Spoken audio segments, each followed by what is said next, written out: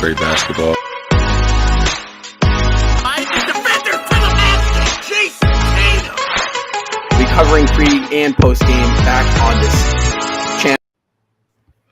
What is going on, everybody? Welcome back to another Celtics post game live. I am your host, Robbie Tan. Joined with me our two co-hosts, Justin Lowe and Ryan, aka Celtics Everything. Excuse me. Celtics pick up a big time win on the road. It's the last late game of the year. They picked this W up 132 to 109. Jason Tatum led all Celtics scores. He had 36 points. Jaylen Brown not too far behind him. He had 27. Derek White tonight, 20 points, 7 rebounds, 10 assists. D. White always doing right. That's what I'm loving. C's 4-2 on the road trip. Had 2 rough losses, but we're not here to talk about that tonight. Justin, let me hear it. Your thoughts, your takeaways, your reactions for this big time, much needed win for the Celtics. It's funny because I kind of felt like this game was bound to happen, right? Like the Celtics have been getting up to these 20-point leads the last couple of weeks, and they let them slip late. That didn't happen here tonight. The Celtics kept their foot on the gas pedal. There was times where Sacramento, it was a 12-point game at one point in that fourth quarter, but instead of taking their foot off the gas pedal, them being the Celtics actually accelerated, and they pushed this out to a 26-point lead at one point late in the fourth. They were able to get the last 3 minutes rest for Horford, their starters, Tatum, Brown. And it was just an overall big game for the Boston Celtics. They were able to keep a steady 8-man rotation in this game, minus the final 2.5 minutes. Robert Williams was back, nearly posted a double-double off the bench, 6 and 7 with a block in 20 minutes. I thought he looked pretty solid for the minutes that he got, missing 8 straight games. And then obviously Derek White, 27, 11, and 2 blocks. It says here 6 of 11 from the floor. He just did everything right. Celtics, a lot of paint touches tonight, guys. A lot of paint touches resulted in a lot of great baskets for the Boston Celtics. Another thing that I want to mention is only 5 turnovers for the Boston Celtics. One of those coming in the first half, 4 in the second half. That's why Boston came away with the win. Low turnovers, attacked the rim, got to the free throw line. Tatum, 11 free throw attempts tonight on only 7 3-pointers. That's exactly what we want to see from Tatum. Ryan. Yeah, so I thought the ball moved well tonight. I thought we created a lot of open shots. Derek White had a lot of corner threes from those looks, and then he was the one cutting, getting into the lane and creating for others. So I thought it was a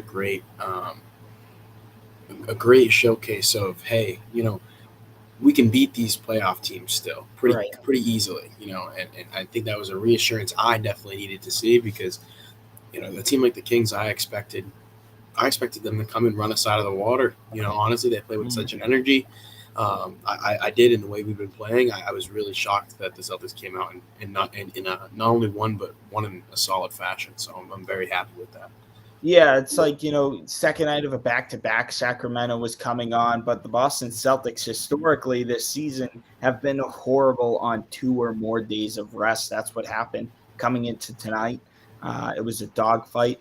And it's funny because, I feel like the first half, what we saw from Sacramento was adrenaline from last night. Again, playing on a second night of a back-to-back. We've seen teams come out and shoot nearly perfect in the first quarter, and they're off to they're off to the races.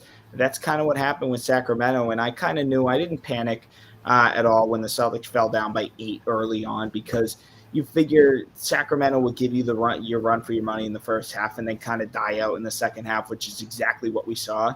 I kind of had a feeling the Celtics were gonna win this game for sure, and I'm going to be honest, was when Sacramento was up 37-30, and then Boston scored 7 straight points in 45 seconds.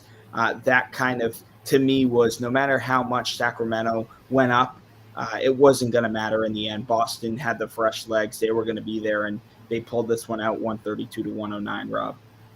Yeah, it was a slow start, but it was a perfectly executed game. Not only was it our best win in the last month or so since All-Star break, arguably this was the best win of the season. C's shot 41% from beyond the arc, 53% from the floor, 30 assists, I believe, 33 assists to 5 turnovers, three of which came in the fourth quarter. We had 2 entering the fourth. It was a beautifully executed game. It was the picture perfect way that I wanted the Boston Celtics to come in here and to execute. They were finally fully healthy. Obviously, no Gallo or no Pritchard. Those are 2 players that you still have your core rotation in. Finally healthy. The starters played phenomenal. Everyone just looked very focused, very locked in tonight. Like they knew what needed to be done. Right. And this game, obviously, you cannot get too high on the wins, but you can't get too low on the losses. But this game was super reassuring as a Celtics fan. It was been really bumpy. Obviously, then you got the Jaylen Brown comments, and you just feels like, oh my God, we're just getting dragged through the mud over the past 2.5 weeks. They were healthy. They came out. They executed to a T, perfect, like perfection. They scored 132 while holding the efficiency-wise the greatest and most efficient offense in history, right? By numbers, if you're an analytics guy, this Kings team has been the best, offensively speaking, the best team in NBA history. Held them to 109 points. While they scored 132, I thought Tatum was phenomenal. Shot wasn't really falling from behind the arc. He was getting to the basket. How about 12 made 2-point field goals tonight, guys? We've been begging JT to get to the hole. He did that. Got to the free throw line 11 times, shot 11 of them. Kind of shot really poorly, 6 of 11, was super rare. But I mean, through and through, it was a phenomenal executed game. My opinion, probably a top 3 win of the year for the C's. And it was just great at every level, right, Ian? Definitely. This was one of the best games the Celtics have played in a long time, it feels like. This was the Celtics team that we thought in November was going to dominate the league. This was just a great overall win. Tatum finally looked like Tatum again. Jaylen Brown was really efficient. Marcus Smart struggled to start the game, but around the middle of the game, he ended up finding it and hitting a bunch of shots. Derek White was huge.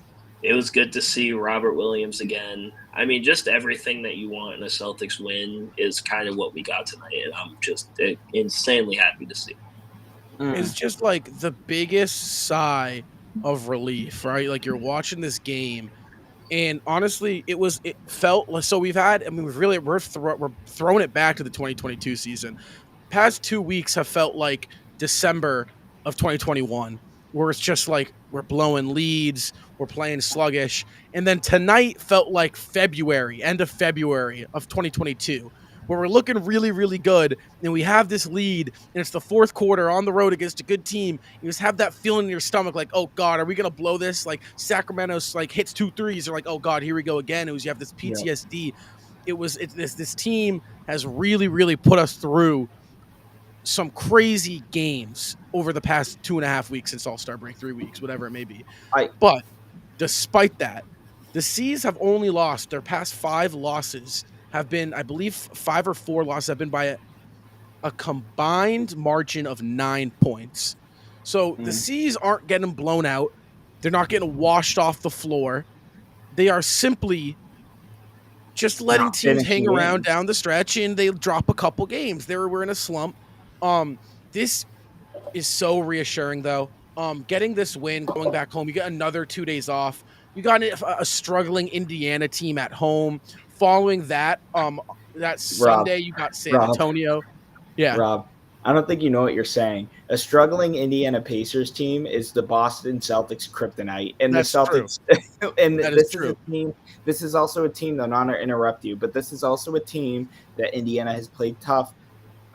Both times took us to double overtime, I believe it was, or just overtime.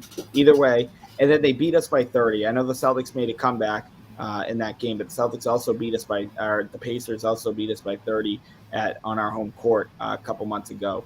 But Go ahead. Keep going, Rob. So no, you got a real opportunity to string together some wins here. Indiana, obviously, Friday night at home. Then Sunday night, you got this a struggling Spurs team.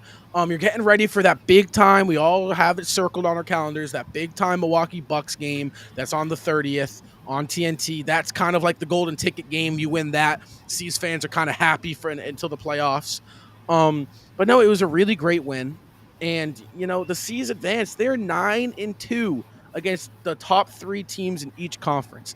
9-2. Yeah. The one loss being the shorthanded 6-point overtime loss to Milwaukee, and we dropped a game. I think we lost by 15 to Denver on the road. One of those times. Latter game. You're okay. You split the season series 1-1 with Denver. You win it at your place. They win it at theirs. You can live with that. So, despite the C's really mediocre performance over 3 weeks, they are still the 2 seed with 50 wins. They are only 2 games back from Milwaukee. They still hold a better road record than both the Bucks and the Sixers. Their point differential is still higher than both the Sixers and the Bucks. They're scoring more points per game while allowing fewer points than the Bucks. The Sixers the Sixers have been playing some good defense. They're averaging 110 points per game over there. But it is a good win. Use this to string together a win streak. Coming back home, leading up to that Milwaukee game, it felt everyone was healthy. They get another 2 days rest, get their legs up. It was just, very, very happy. I'm happy I stayed up till 12:30 and didn't have to hop on this show and talk about a blown lead or a brutal loss or another 15-point performance from Brown or Tatum, right? Like they locked in, they played to their potential. It was very, very reassuring. For sure. I think the biggest thing about this is that Boston played, I would say, a consistent, not a full 48-minute basketball game because they started off slow, and then there was, that 2 to 3 minute stretch in the fourth quarter that they kind of slipped a little bit. But this was as close to a 48-minute game I think the Celtics have played in a very long time. I also want to give credit to Joe Mazzulla for the timeout calls in this game. I also want to give credit to Joe Mazzulla when the Kings got it down to 12. I was saying in the group chat, please put Tatum in, Derek White. Guess what? Tatum went in. Derek White went in. Celtics extended the lead. They were able to get 3 minutes at the end of the game to throw in the third-string guys to get those guys some rest to head home for Friday night. So that was huge. Great game coached by Joe Mazzulla tonight. And this was just a really good game overall, Ryan. Yeah. So and earlier in the group chat, you were talking about, Joe Mazzulla, or not Joe Mazzulla, but the Celtics treating this like a playoff game. You wanted a playoff. You felt it was going to be a playoff game. And I think Joe Mazzulla treated it that way, cutting the rotation down. I thought that was, it was great to see that in a way. I think it was great to see all the guys kind of mesh and, come through together. And Hauser was out of that rotation. He's probably the only guy that was out of that rotation, I would say. So it looks like playoff time that he's going to call those timeouts when he needs to, and he's going to cut down that rotation. And we're not going to be seeing guys like Hauser or Blake Griffin or anybody in the lineup unless it's situational. Yeah, and I think that just goes to show you how well Grant Williams has been playing these last few games. He had a really, really good game against who was it? Utah. He missed the layup, but can you blame him? There was 1 second left, the wrong cut. He had to make a play at the rim. That happens. But before that, he played amazing. And then tonight, he played huge. And then I think he got that tip at the end of the game that won us the game against, I think it was Minnesota. Yeah, and Grant's game tonight didn't really show up on the box sheet, right? 6 points, 5 rebounds, 3 assists, 2 steals, shot 3 That's what you wanted. That's what you want out of Grant, though. Exactly. That's what you need out of Grant. Exactly. Grant, listen, the thing that makes Blake so great when he checks in, right? He's not scoring 15. He occasionally has the 9 rebound game. It's the effort. It's the hustle plays. Grant has shown that he has the ability when he's on, he can be a flamethrower. He can knock down 6 or 7 threes, get that 18, 20 points, right? That's great. When you can do that, when your name is called, answer, right? But don't force it. He didn't force anything tonight. He was diving on the ground for loose balls. He was rebounding well. He was playing great defense. He forced a couple turnovers. I remember one specifically, Harrison Barnes was trying to get to the hoop. He forced him to travel, right? Grant has really over the past 3 games, it looks like he's shifting over and finding his role. It's almost like Blake. I know you were talking about this, Justin, kind of in a joking manner, but it's almost like Blake has like, Grant, you got to do this. Listen, for this team, if we want to win a championship, yes, you might be able to get more money somewhere or play to a higher potential somewhere. But if you're looking to win a championship on this team and get minutes for this team, do X, Y, Z. Dive on the ground for loose balls. Great. Go be a chippy defender. Go get a couple rebounds here and there, right? Get in guys' face. Knock down your shots when you're open. That's exactly what Grant has been doing. And that is the exact Grant Williams that everyone loves. When Grant is playing like that, he is so valuable to this team. And I think it's like, again, reassuring coming up here to see these guys, right? Ryan, Justin, you guys, right? Ian, you guys have all been saying it. It's kind of like this game was treated like a playoff game. You know what's also reassuring about that? Jason Tatum. He got, like I said, 12 2-point made field goals, right? He didn't shoot well from 3, 2 of 7, right? 2 of 7 from beyond the arc. Like not this. A great 3-point shooting game, but he still managed to get 36. Right. He knocks down his free throws at his normal clip. He's putting up 40. So it's like, if this is how we're going to treat the playoffs, then we shouldn't worry. Right. Because this team that we saw tonight is probably the best version of the Boston Celtics that we can see. It's just a matter of fact of, do they realize that this is the recipe, what they did tonight? I still think we shot a little too many threes. 44 threes is a lot of threes. But you know what, though? It's also different. How those 42 threes are also way different than 42 threes. Yeah, how we get. It's like how we get them, and we've been talking about that. I agree. There were some forced shots. I think Marcus Smart forced a little bit, but like that's nitpicking. I don't want to nitpick after a game like tonight. Yeah, no, not at all. But It was just like it was, like I said, just really it was a game in which that it was. It's the best way to put it. It was a playoff rotation. The rotation dropped down to 8 guys. I figure Rob will probably play more than 20 minutes in the playoffs, but at the same time, he might not because of how deep this rotation can get. Al only played 27 minutes tonight, which I love. So it was just like, yeah, if this is how we're going to treat a playoff game, on the road against a Kings team that has been red hot, mind you. They're the 3 seed out west. Over the last 10, I want to say they've been very successful. Hold on, let's see if I can 7-3. 7-3 in their last 10. At home, they're 21-14, averaging 121 points per game. We held them to 109. It's like, if this is the team, the Boston Celtics we're going to see in the playoffs, then, finals is still in contention. Like, it never left, right? There were some doubters, but we looked really good tonight, Ian. Also, another thing that, I probably could have waited till the end to say this, but I want to say it now. Tatum has tied Larry Bird's franchise record for the most 30-point games this season with his 39th 30-point game of the season. And listen, like, my thing with Jason Tatum is normally, right, the first 6 seasons of Tatum's career, or 5 seasons, he did the whole, like, October struggles, right? October through halfway through November, you're like, oh my God, is this guy even an all-star? And then December rolls around, you're like, oh wait, never mind, this guy's actually really good. And then February would roll around, you're like, holy shit, this guy's amazing. We kind of like got the reverse of that. Start of the season, holy shit, this guy's really amazing. Recently, it's been like, oh, this guy's coming back down to earth a little bit, right? Buddy. Right? He's his shot's not necessarily falling, but tonight, what he showed us.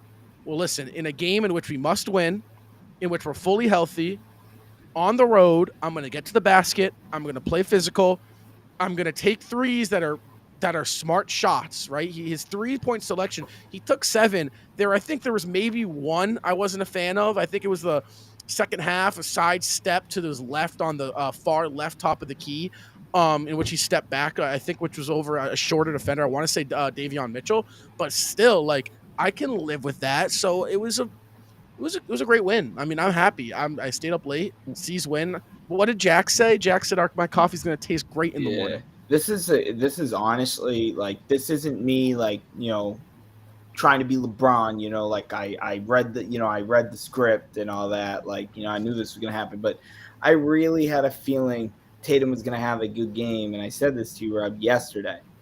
But I really had a feeling was when the first friggin' play, maybe about 6.5 seconds in, Tatum catches the ball in the post, goes up with it, and he gets fouled, and he gets himself to the foul line. Yes, he did miss both free throws. He's got to make those.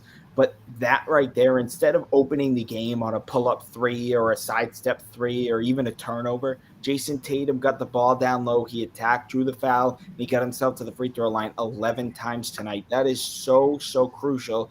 Sound like a broken record because I say it every friggin' post-game show, but Tatum is at an MVP level. The Celtics are at a championship dynasty level when Jason Tatum is aggressive. Add Jaylen Brown, add Derek White, Malcolm Brogdon even had a solid game, quiet game, but I mean, how big of a game can you have when Derek White and Marcus Smart combined for almost 20 assists? So that's huge, and just 4-2 on this road trip. 4-2. And Rob, you talked about our last few games. The combined margin is 9 points, 3 3-pointers. We were a couple stops away, or a couple maybe. We were 2 possessions away from being 6-0. Right. And you live with that. You live with that. And you're beating the teams that you're most likely going to see in the playoffs, right? Like you beat Atlanta, which Atlanta's a tough team. They might squeak in from the play-in. You beat Sacramento, probably not going to be in the finals, but they're a tough team at the end of it. We've beaten some great teams. We just have to close it out. And tonight, that is a huge step in the right direction tonight. When Boston took that 18-point lead with 10 minutes left, I was a little nervous because we've been in that position like 8 times in the last 2 weeks, and we failed miserably. So just really nice to capitalize this road trip 4-2, Ian. Yeah. Breaking news, Joe Mazzulla has started talking shit after post-game press conferences. He said if it wasn't 9 games before the end of the regular season and we went 4-2, everyone would be happy. You said if it wasn't 9 games, we went 4-2, everyone would be happy? Yeah, he said if there wasn't 9 games before the end of the regular season and we went 4-2, everybody would be happy. And he's right. And my biggest thing, what I've noticed, I've been very active on Twitter recently, and what I've noticed is when shit hits the fan and the Celtics lose a couple games, Celtics fans just refuse to stay calm. Fire Joe Mazzulla, trade Jaylen Brown, trade Marcus Smart. Listen, we are sitting here at the end of March with the second best record in the NBA. Why the hell would you fire your head coach right now? Why the hell would you bring up and entertain the conversation of trading your second best player away? Right? Why do we entertain these thoughts, these questions, right? These players, obviously, who knows Jaylen Brown, these players can see these things, right? They're humans. They're on Twitter too, right? They're listening at the game. They hear it. They're around the noise. As a fan base, if you're going to act like the sky is falling after every loss, you are never, ever, ever going to be able to really call yourself a true fan. And this is something I think that we all have noticed that this season is, listen, you can't get too high on the wins. When they win, great. There's 82 of them things, right? There's 81 more games left in this season. Can't get too high when they win. And when they lose, you can't get too low. It's a long season. You're not going to win 80 games. You're not going to win 80. You're not going to win all these games. You're going to have some bad losses. You're going to have some good wins. It's just you're gonna have some good losses too. You're gonna have some, like the Milwaukee game, that was a good moral victory, and you're gonna have some bad wins. Honestly, you could argue the win against Minnesota. Yeah, we won, but really, was it a win? We beat Minnesota by a couple points. So it's people got to calm down. Let this team run its course. I really think that's super important here.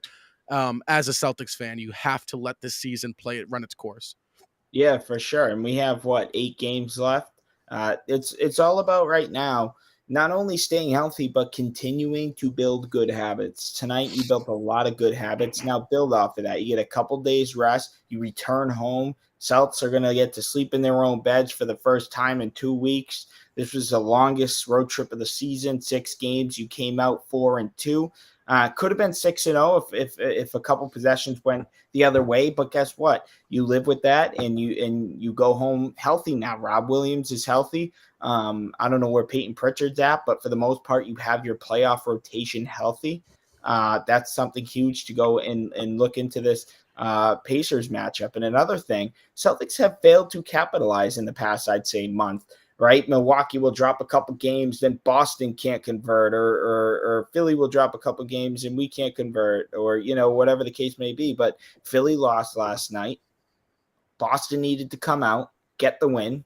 They did that. They were able to rest their starters the final 3 minutes, and the Celtics come out with a dominating win over a. You mentioned it, Rob. Yeah, they were coming off of the second night of a back-to-back, but these Sacramento Kings ain't no Sacramento Kings of the last 15 years. These guys are the real deal, and these guys are serious contenders in the Western Conference. And this was just an overall really, really good dominating win for the Celtics, a win that they needed. They needed a blowout win, not just a win, but a blowout one, because we've had these 20-point leads, and they've unfortunately, broken down the last couple of weeks. Yeah, and really quick. I'm looking at our schedule post All-Star break, right? So since the All-Star break, we have recorded let me do some 3, 5, 6, 7, 8. 8 wins and 7 losses, right? We're 8-7. However, really? Wait, I think my math might actually be wrong. Hold on. 1, 2, 3, 4, 5. 5? 6.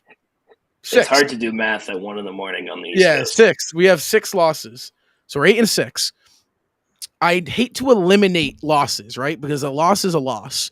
But we had a 3-game skid. So first of all, if you eliminate the 3-game skid, we're 8-3. Good record. In that 3-game skid includes a 2-point overtime loss to New York, a 4-point Cleveland overtime loss in which we had the lead in the fourth, and then a Brooklyn loss in which we were beating them by 28 points, and then we just decided to kind of fall asleep. So it's like the losses were bad. They were ugly. Despite that, they're winnable. If you just take a second and actually look at the losses, you should be like, okay, well, hold on. The only loss really since All-Star break that's been bad was the New York loss on the road. We put up 94 points. They beat us by 15 points. That was a bad performance. And Brooklyn loss was bad. So two out of our 6 losses have been bad losses. I mean, New York just got the best of us at home. We were I believe who were we missing this game? But yeah, you just gotta look at it. Losses, they've been ugly. Yeah, they've been ugly, but we're still we're there. Dude, it's gonna take. I think we got to win 4 more games in a row. I'd like to see a little 4-game streak here, or 5-game streak, just to really get rolling, get a flow. Sweep a season or sweep a playoff series, right? Win 4 games from now. 1, 2, all 1, 2, 3, 4. Just boom, do that. I'd like to see that. It's the little things. It's the effort, because Celtics have been blowing teams out the last 2 weeks. They've been blowing teams out. They haven't had no problem getting these 14 to 28 point leads the last 2 weeks. Zero problem. The problem is the execution down the stretch, letting the offensive rebounds go, creating second chance opportunities that lead into threes, the diving on loose balls. That made the difference tonight. Kings cut it down to 12. Grant Williams created a travel, and then a few possessions later, he jumped on a loose ball, and Joe Mazzulla was able to call timeout. Those plays friggin' matter, and those plays win you basketball games. Those plays win you playoff games, and those plays eventually, if you get there, win you championships. So that's, again, building good habits. Tonight was a great habit, Ian. Yeah, I mean, really not much to say outside of what you guys have been talking about. The Celtics just need to do this more consistently. You'd like to see Jason Tatum go on a little bit of a heater kind of stretch here. Yep. I mean, we've seen him have great games and immediately follow them up with some terrible games. So It kind of feels like every other night recently. It literally is. I did a whole Yeah. video at the beginning of March. I did a whole video talking about his February. Every other game, he had a terrible game. Literally, he went from having a great efficient night to having a terrible one every single time, and that carried over after the All-Star break. But I think if Tatum can get on a heater, I think that's the best thing for the Celtics. Jaylen Brown, he's averaging almost 27 points a game since the All-Star break. He's been absolutely incredible. I feel like we don't talk about Jaylen Brown enough, honestly. I mean, we're so lucky to have two guys at the talent level of Tatum and Brown on this team.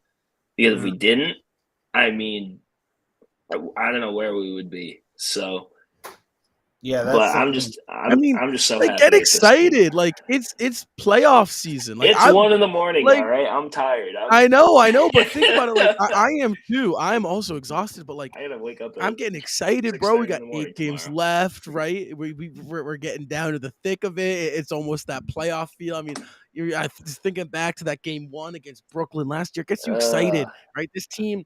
Let's lock in, guys. Like good win tonight. On to the next one. You got Indiana at home. Let's string together some wins, boys. You know what though? I will say. Shout out to my boy Saney on TikTok. His Oklahoma City Thunder are now the 7th seed in the Western Conference. Are they really? My boy Mark Dagnall over there as their head coach. Lemonster. Yeah, they have the tiebreaker over Dallas, so they're the 7th seed. No, they're half a game back of the Warriors for the 6th seed. Yeah, I just saw them. They beat the Clippers by 1. Paul George actually left the game with about 2 minutes left. Injured his ankle. Looked like couldn't walk off. Yeah, injured his leg. Woj just reported. But hey, give props to the Thunder. I mean, they did the rebuilding thing right? Like they didn't go out and buy the team. Like they did. They did the rebuilding thing right. They did. Like they got Russ and then Paul George, Chris Paul, Dennis Schroeder. Like those are some great teams, but those weren't going to win you titles. So what did they do? They dished them off, got draft picks, got compensation, and now they're building from the ground up. And give credit to them. This is what Sam Hinkie wanted to do with the Sixers if he knew how to draft right. Yeah, I mean their second pick in the draft hasn't even touched the floor yet. They got Jalen Williams over there, Shai Gilgeous-Alexander, Josh Giddey, Dort. I mean, this Isaiah Joe off the bench, who's been. I know. I mean, they are deep. They are very deep, and they're going to be both good. of the Jalen Williams. Get this though, guys. Right, as crazy as you think the Eastern Conference run for the first seed is, take a look at West. Right, that you want to look at something that's going to be. Keep your eye on the West. I mean, the 5 through 12 could change within the span of 2 games. You could go from 5 to 12 if you drop 2 straight games and 12 wins. Like it's that crazy. It's going to be a nutty end to the regular season. However, guys, Celtics, they pulled out a big time win tonight, 132-109 on the road in Sacramento. Like I said before, JT was tonight's leading scorer. He had 36 of them. Thanks. Jaylen Brown, 27. Derek White, 20 points, 7 rebounds. 10 assists. C's finished this road trip 4-2. They look to get things back going Friday night, March 24th at home against the Indiana Pacers. Tip-off is at 7 o'clock Eastern time. You can catch us back here live for Celtics postgame live after the final buzzer sounds. I'm Rob. Next to me is Justin. Below me is Ian. Guys, thank you so much for listening in